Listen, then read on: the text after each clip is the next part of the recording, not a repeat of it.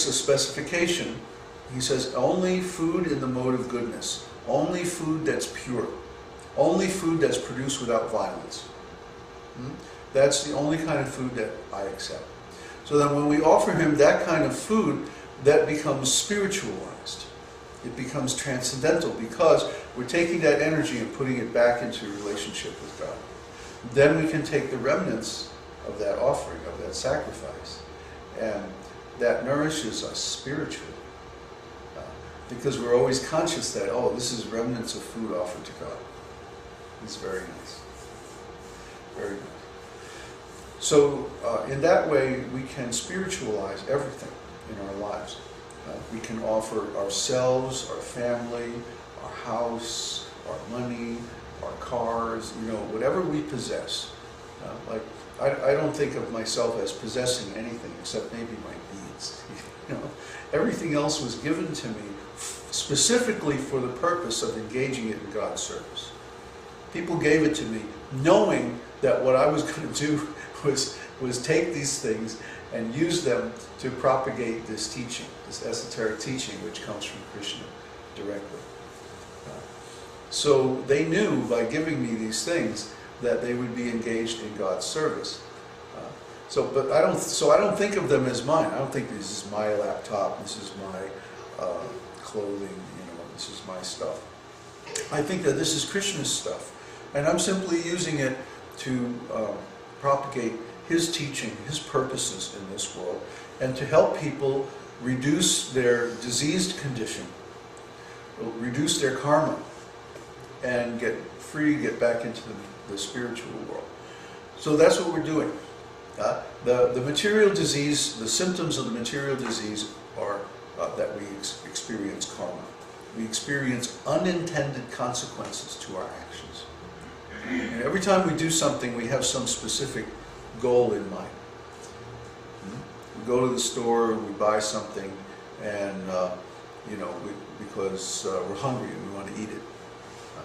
But if we eat it without offering it to God, then there's the one consequence is that we get full, we have energy, we nourish our body.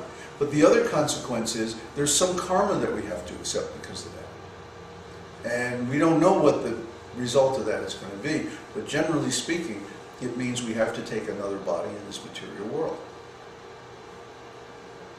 There are several different kinds of karma. One is called bija karma, or seed karma.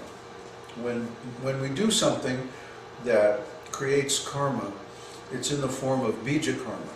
In other words, it's not instant karma. We don't get the result right away. We probably won't even get the result in this life. We'll get it in the next life.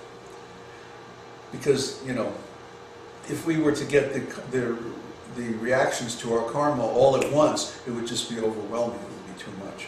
It would destroy us. We wouldn't really learn anything from it. That would defeat the purpose. So the kind of karma that we get in this life is called prarabdha karma, which means manifesting karma. Manifesting karma generally doesn't come from this life. And that's what the astrological chart is about. The astrological chart shows what is the prarabdha karma, what is the manifesting karma that we bring with us from the previous life. It's like a map showing the possible karma. So if we know what that karma is, then we can engage it, we can transform it, we can offer it in sacrifice, yajna, and in that way we become free of it. You see?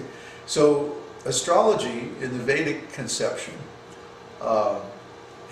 is not a tool for getting a better job or a better relationship or the way people are trying to find out what's going to happen next. Although it has some of those aspects, really what it's about is trying to understand what is our karma. What is the karma that's due to fructify in the present life? What are the effects of the previous causes from the previous life? Now the things we do in this life are going to fructify in the next life. So the ideal of Vedic culture is that everything we do should be a sacrifice so that it doesn't create any karma. If we're not working for ourselves, then we're not responsible for the result. Krishna is. It's done on his account.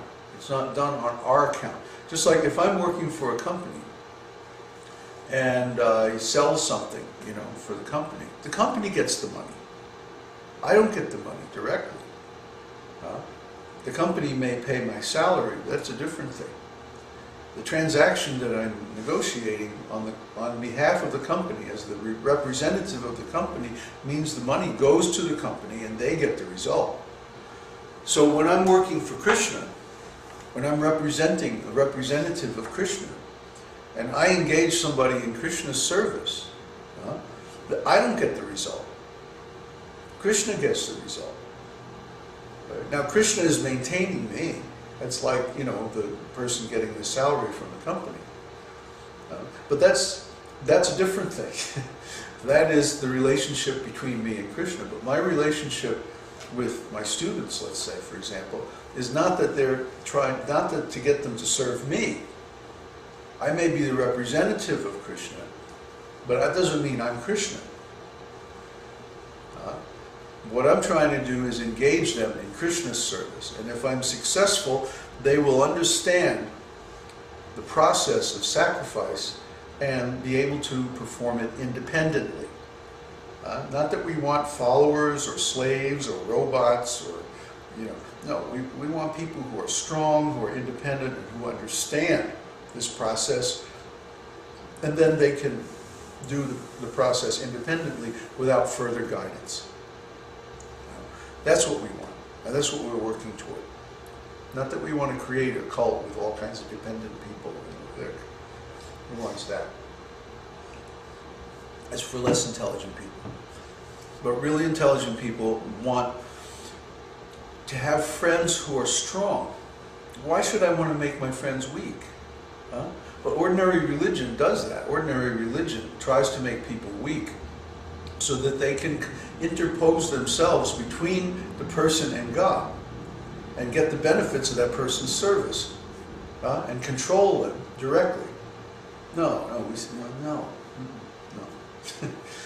We're an esoteric school. Esoteric school operates according to a whole different principle. In the beginning, there might be some service relationship just to illustrate the principle. But once a person learns that principle, then they do whatever they like. But like I was saying yesterday, what we find in general is that there is an exchange of value based on free will. It's not based on control, do this, do that. But it's based on love. It's based on spontaneous appreciation for the good qualities of the other person. So if everybody is engaged in Krishna's service and everybody is in a state of spiritual ecstasy, spiritual consciousness, because spiritual consciousness means ecstasy.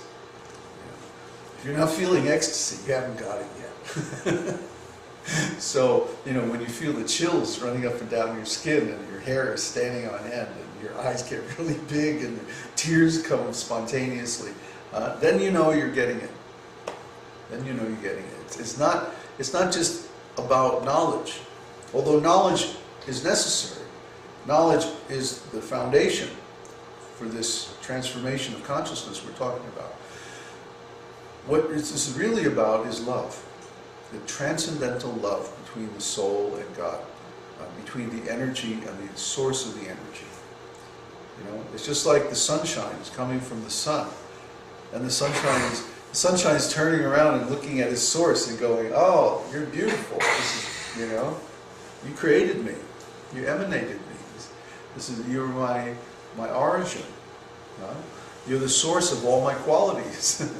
So we should also have that same kind of relationship with God. Oh, you created me, you emanated me, you gave birth to me.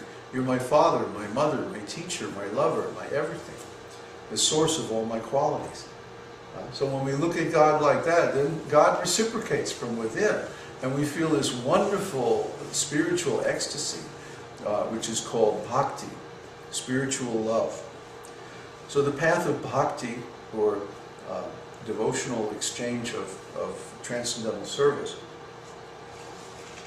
is the means for attaining liberation from material existence. And all the other aspects of yoga, like Hatha Yoga, Jnana Yoga, Raja Yoga, the different asanas and pranayama and meditation and all that stuff, and what to speak of all the different religious rituals and sacrifices and all these are just preliminary. All these are just to give us the qualification to actually perform bhakti, spiritual love, exchange of devotional service. And that will really satisfy our hearts. And then we don't have to be like grasping for material pleasure, trying to acquire all this stuff. We can be happy just sitting under a tree chanting our mantra. That's like my ideal lifestyle. Just sit under